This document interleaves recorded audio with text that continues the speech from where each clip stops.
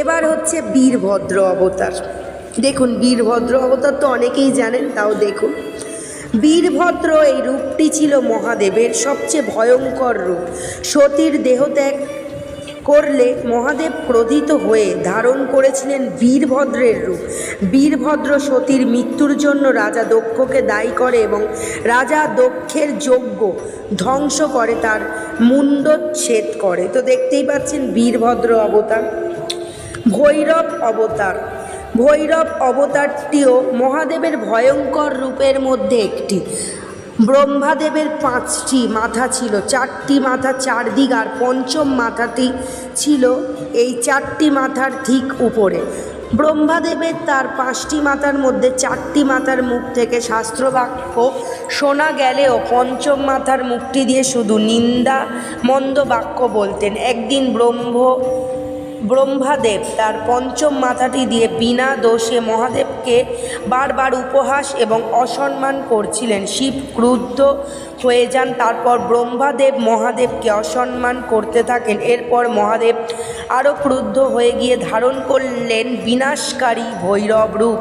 তারপর শিব ভৈরব রূপে ব্রহ্মার সেই পঞ্চম মাথাটি কেটে দিলেন। দেখতে পাচ্ছেন এই সেই ভৈরব রূপ, কতটা রাগী এবং ভয়ঙ্কর রূপ বাবার।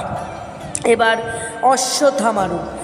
দ্রোণাচার্য শিবের কঠোর তপস্যা করে প্রসন্ন করেন তাকে এবং বর হিসেবে দ্রোণাচার্য শিবকে তার পুত্র হিসেবে প্রার্থনা করেন।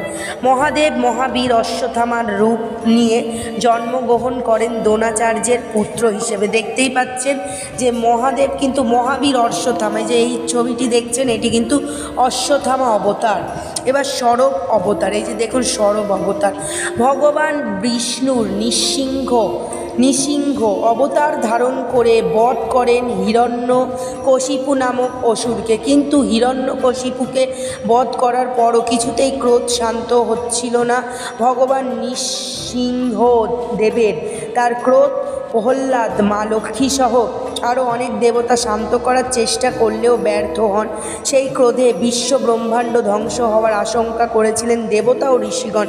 এরপর পিতাসহ ব্রহ্মাসহ সব দেবতা ঋষিগণ ভগবান শিবের শরণাপন্ন হন। তাদের অনুরোধ ভগবান নৃসিংহ দেবের ক্রোধ শান্ত করতে মহাদেব প্রথমে পাঠান বীরভদ্রকে, কিন্তু বীরভদ্র তার ক্রোধ শান্ত করতে ব্যর্থ হয়। এরপর দেবাদিদেব মহাদেব ধারণ করেন সরব রূপ। মহাদেবের এই সরব রূপটি ছিল মানুষ, সিংহ এবং ঈগলের সম্বন্ধ হয়। দেখতেই পাচ্ছেন এই যে মানুষ, সিংহ এবং ঈগলের সম্বন্ধ।